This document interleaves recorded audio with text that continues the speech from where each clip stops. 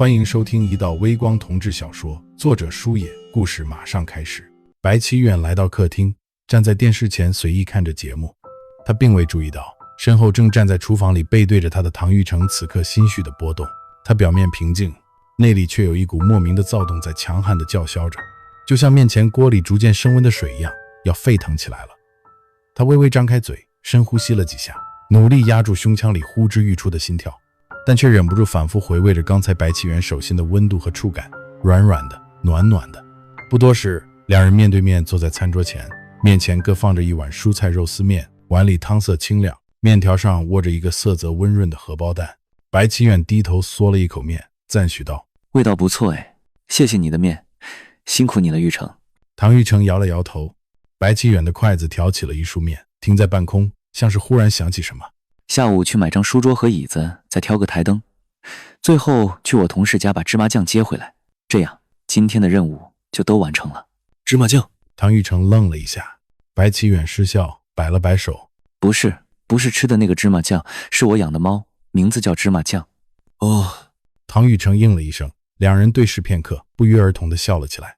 这时，作为背景音的电视里忽然传来一个熟悉的声音。唐玉成下意识抬起头，探身朝屏幕看去。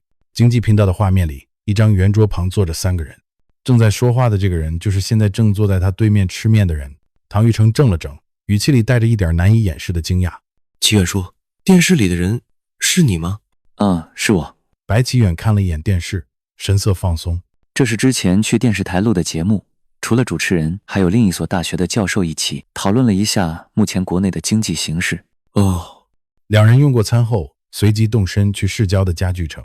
在家具城逛完，安排好配送的具体事宜，又马不停蹄地来到了梁浩天的住处。梁浩天居住在市中一处闹中取静的联排别墅区。把车停好，白启远按下门铃，片刻后，梁浩天开了门：“来了。”他的目光没有停在白启远身上，而是直接掠过，定格在他身后那个身姿挺拔的年轻人身上。“哟，这位小帅哥是谁呀？”“他是……”白启远略一停顿。“我侄子。”“侄子？”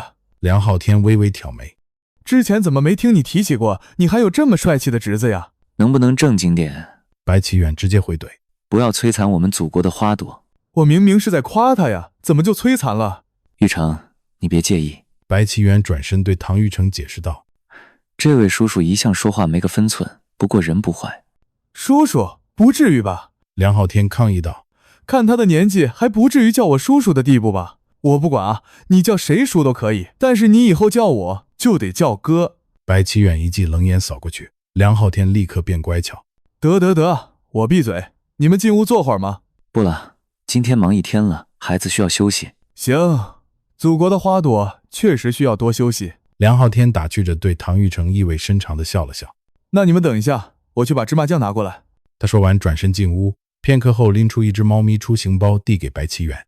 可能是看到主人有点兴奋，芝麻酱喵了一声：“给你家芝麻酱是真想你了，快带走吧。”“谢谢啊，过2天学校见吧。”“好，拜拜。”梁浩天特意朝唐玉成挥挥手，后者只是礼貌性的点了点头，眼神里始终带着一层淡淡的疏离。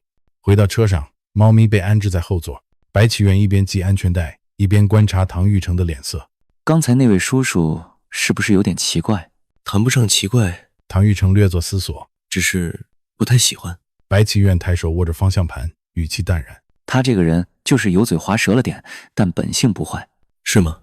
唐玉成侧头看着白启远：“我们是多年的老朋友了，我了解他，他人真不坏，所以你就当看着我的面子，稍微迁就一下他吧。”片刻沉默。“启远叔，你为什么老说我是孩子？”白启远愣了一下。“哦，好，那以后叔叔注意，不说你是孩子了，好吗？”“唐玉成点了点头。第2天星期三，白启远带着唐玉成去了他所居住辖区的警察局，给他办居住登记。手续尚未结束，白启远接到3中教务处的电话，通知唐玉成可于下周一正式到校报到。白启远如释重负，神情明显松快下来。警察局手续办完，领到了居住证，2个人走了出去。来到门口，白启远把自己的手机递给了唐玉成：“你给你长根叔打个电话，告诉他这个好消息，让他也高兴高兴。”唐玉成一眼给李长根打了个电话。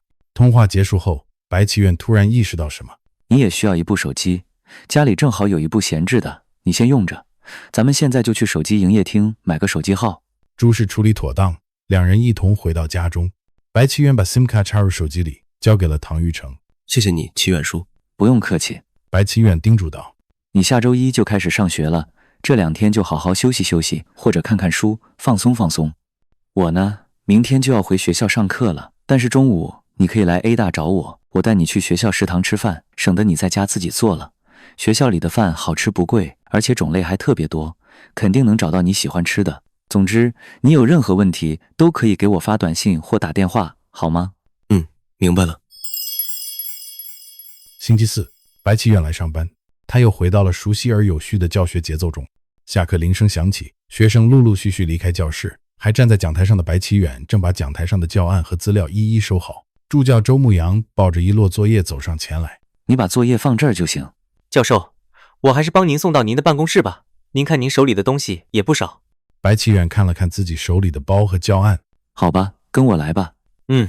走廊里，两个人一前一后往外走。周牧阳迟疑着开口：“教授，您前些天处理的私事进展还顺利吗？我这个问题会不会有点越界了？”挺顺利的。我中午能不能请您吃顿饭？白奇远停下脚步，用疑惑的眼神看着他。我就是想借这个机会跟您聊聊我最近在写的关于绿色金融的论文。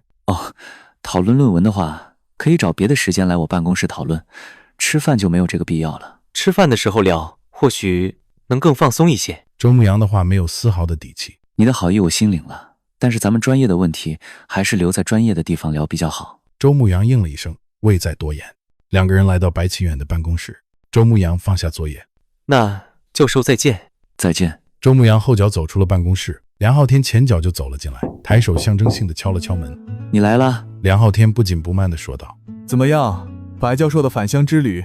白奇远点头：“能怎么样？挺顺利的呀。”“那孩子是怎么回事？”“从老家带过来的。”“啊，这么一个大活人，说带就带回来了？”“受人之托，不好推辞。再说，我也有这个义务。”随后，白奇远简要地把事情的来龙去脉给他讲了一下。“那你这不就算平白无故捡了个儿子回来，将来就有人给你养老送终了，也不错。”“说什么呢？